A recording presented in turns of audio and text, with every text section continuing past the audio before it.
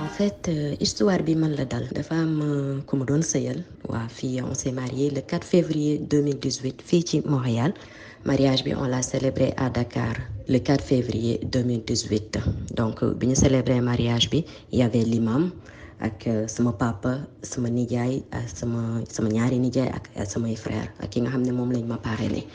ak moom ñetti frère am yu mu bokkal ndey ak baay kenn donc ñoom ñoo ñu woon ñu célébrer mariage bi ak imam bi. bi ñu takkee sëy bi ba pare nag moom mu ñëw di nekk ci par fin de semaine la doon ñëw fii sama kër. mu ñëw donc chaque fin de semaine la doon ñëw ci sama appartement maa ngi fa amoon appartement yor sama ay affaire man ak sama ñaari doom yu góor yu ma amoon ci sama sëy bu njëkk bi.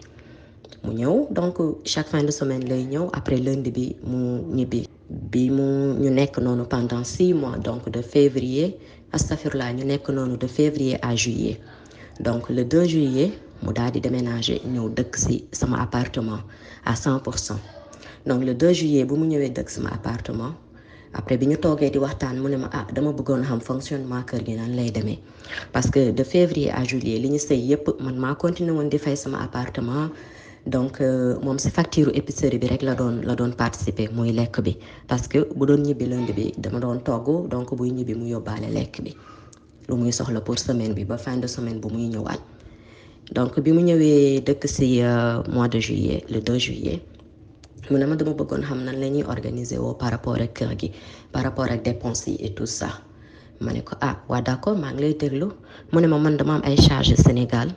de ce fait nag dama bëggoon charge yi fii nii dépenses yi ñu def ko 50% 50%. ma ne ko da nga bëgg ñu def 50% 50% mu ne ma waaw ma ne ko aw ma ci benn problème su fekkee loolu nga gis xaaruma woon loolu nag ci yow mais aw ma ci benn problème. ma ne ko mais bu boobaa xanaa bu ñu defee dépenses yi 50% 50% mu ne ma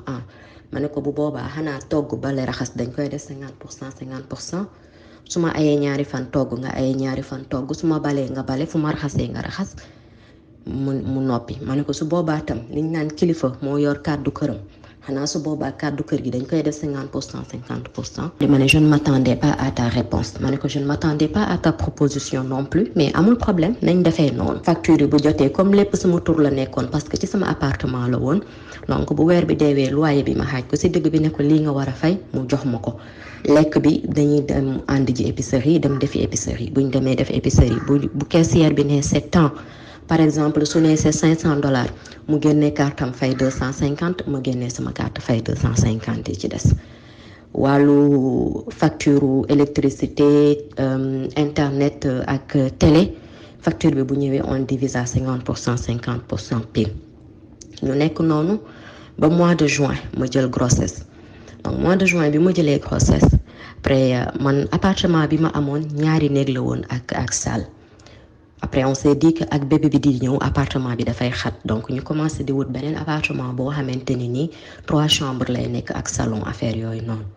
biñ doon xool appartement yi prix yi dafa cheroon après on s'est dit mais li ñuy jël di ko fay ci àll bi ci appartement pourquoi pas duñ ko jël hypothèque jënd fii kër. ñu waxtaan ci loolu ñu commencé def les démarches ma ni ko man de affaire hypothèque man xawma ci dara mais am naa sama cousin ak sama benn cousine ñu ngi sëy donc jënd nañ kër depuis 2013 mën naa leen ma laaj leen comment ça fonctionne et tout ça. jour boobu bi may woo ñooñu mu ngi toog ma woo leen ñooñu expliquer ñu comment ça fonctionne on a fait nos calculs donc c'était plus avantageux pour nous. bi ñu defee loolu après mu ñëw mu ne ma mise de fonds bi parce que da ngay joxe mise de fonds mu ne ma mise de fonds bi de banque bi nee na $13,000 la yow ñaata ngay joxe ma ne ko man yor naa $5,000. mu ne ma ok donc man damay joxe man soo joxee 5,000 man ma joxe 7,000 donc tes $5,000 ça va revenir à 37% de l'hypothèque ma ne ko d'accord ma ne ko dans ce cas man hypothèque bi kon 37% kese laay fay mu ne ma waaw amul problème ma ne ko donc hypothèque bi duma fay 50% du moment que mes parts sont à 37% je vais payer 37% mu ne ma ok amul problème. donc ñu def démarche yi ñu dem ci banque bi moom mu jël parce que man instant boobu maa ngi doon def travailleuse autonome laa nekkoon moom dama ko utal Montréal liggéey mu bàyyi liggéey bu mu amoon Sherbrooke ñëw di liggéey Montréal donc moom côté crédit bi donc bu ñu xoolee comme moom déjà il était embauché alors que man travailleur autonome la sama compte laa doon liggéey moom il est plus crédible du moment que man des fois mën nga am contrat des fois doo am contrat parce que j'étais dans l'événementiel donc moom mu def demande de prêt hypothécaire bi bu mu defee demande bi ñu approuvé ko léegi bi ñu wër kër ba gis kër bi nga xamante ne nii doy nañu et tout ça bi ñuy wax inspecteur de bâtiment bi pour mu ñëw inspecter bâtiment bi jour boobu man maa fay facture yëpp dinaa la ko envoyer virement Interact yu ma def ak moom lépp dinaa la ko envoyer parce que lépp mu ngi ma yor mu dem ci notaire bi muy dem ci notaire bi nag waxuma ko dafa dem ci notaire bi daal di dem signer daal di jël kër gi def ko ci turam mu ñibbis na ma man de comme yow tout le temps da ngay bu ñu xuloowee nga ne ma waaw 50% je pense que je vais faire comme au Sénégal góor mooy jënd kër après jigéen bi ñëw sëy si kër gi ko kër bi nekk ci turam que mu nekk sama tur wala genre yooyu man loolu aw ma si woon benn xel ñaar aw ma si woon benn njort bu ñaaw yàlla rek moo ma tiim aw ma si woon benn njort bu ñaaw donc bi mu waxee loolu ma ne ko d'accord ma ne ko xanaa kon su boobaa danga may delloo sama xaalis mu ne ma waaw dama la koy delloo kay ma ne ko waaw baax na ba fii may waxee ak yow nii tey jii nii xaalis boobu musuma ko delloo mu ne ma waaw comme dañuy dem ci appartement bu bees yii nii bëgguma mu topp ñu nañ ko jaay moom si boppam moo jël donc li ñu mën a jaay ñu jaay ko yi nga xam ne jarul woon après yii ñu yóbbu ko si centre yi nga xam ne da nga fay maye lu nga soxlawul yi nga xam ne c'était pas utilisable ñu sànni ko ñu ñëw aménager suñu kër bu bees bi ñu ñëwee après mu ne ma léegi daal xam nga nu ñuy def $5000 yi ma joxoon baal ñu def ko ci ñëw aménager suñu kër bu bees bi ñu ñëwee après mu ne ma léegi daal xam nga nu ñuy def $5000 yi ma joxoon baal ñu def ko ci ay affaire de meuble ma ne ko amul problème loolu c'était au mois de février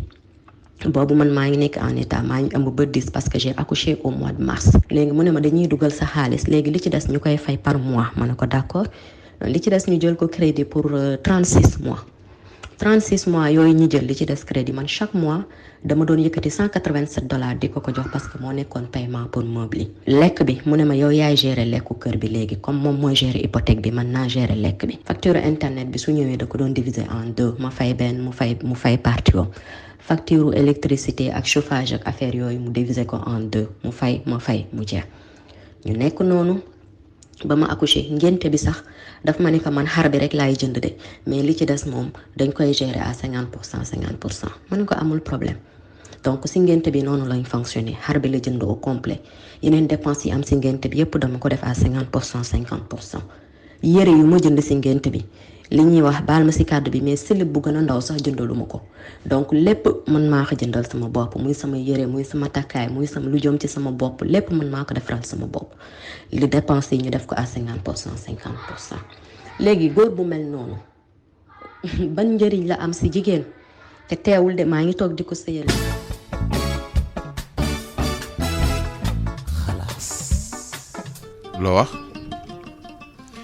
def bi bari na mais defi ni ñoo bokkul li muy dund nii bari na ñu koy dund Sénégal ñoo xamante ne ji seen kër dañuy def seeni soxna di def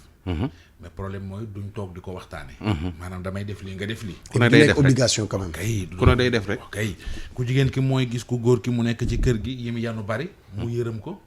amour la loolu amour a koy def te du la tàggu voilà du mos a toog ne ko maanaam may def lii mais boo gisee jigéen ñi coono bi ñuy daj ni ñuy sonni ci wutum liggéey ni ñuy sonni ci liggéey day leer ne bu dee fukk lañ ci yam fukk yëpp demul ci ñoom jaay am na loo xam ne ci seen kër lay dem te loolu seen jëkkër la waroon day maa defi reer sax fi mu nii lu xew problème bii waaw lii ci gën a ndaw day continuer xam nga dañ koo takk ci farata si yàlla sunu su Muhammad fii Sénégal fii mu am kayitu jumaa mu am ay vidéo waa ji ci boppam ay frère am ñëw yor guro gi di ko jox papay ndaw si ban demee fële ba coow di jóg waa ji ñëw fii Sénégal daf ko woo ni ko sama kër googu sa ñaari doom yooyu ñaari dem ndaw si dafa am ñaari doom yoo xam ne waa ji juru leen bébé bi juddu na dañ ko su ma ñëwee bëgguma faa fekk sa ñaari doom yooyu parce que dañ may déranger bi ndaw si opposé woo bañ mu attaqué ko ni waa tribunal bu dëkk bañ ne ndaw si musuma koo takk sama nekkaale la sama jabara nga Sénégal attaqué ko ba am sax ay xawma journal ay avocat yu nekk fii xawma lan bind ka ni certificat de mariage bi ñu jox xale bu jigéen bii doon wax ci jumaa ji fii ci Sénégal valable lul feneen fii Sénégal def ko benn genre procès envoyé ko ca tribunalu kii ya nu mu tuddati Montréal ñi frères yi nga xam ne ñoo demoon ca mariage ba toog vidéo yi génne leen ak photo yi contacté nañ leen yónnee leen li ndaw si expliqué yëpp pour seen droit de réponse jëkkër ji yónnee nañ ko pour droit de réponse histoire bi mais ñoom kenn réagiru ci ba ci yaaye waa ji jéem nañ leen a contacté mais réagiruñu maanaam ba pare dem wuti certificat de mariage amoon na ndaw waa ji dafa amoon fii jabar am certificat de mariage wakaam dem ñun dem nañ wakaam ngor investigation dem nañ fa certificat de mariage fañ ko wute gis nañ ni waa ji takk na jabar 96 effectivement am na certificat de mariage signé woon benn jabar dem Montréal takk ndaw si amoon moom doom te daf ko takk fii ndaw si def ciit mariage mais amuti kayit à part kayitu jumaa ji lañ yoroon léegi nag ba coow lu jógee fële dañu tribunal bi mooy daal kii sama nekkaale la am nañ benn doom tudde ko ku tedd ki mais dañu ko kii doomu nangamtaan la mais du doomu sëy ba fi ni mujj. histoire bi ba fi ni mujj ci couple bi troisième femme waaw deuxième. mais ndaw si doon wax dafa jàpp ni waa ji moom dong la am ci jabar yëgul woon bi woon fii yëgul woon lii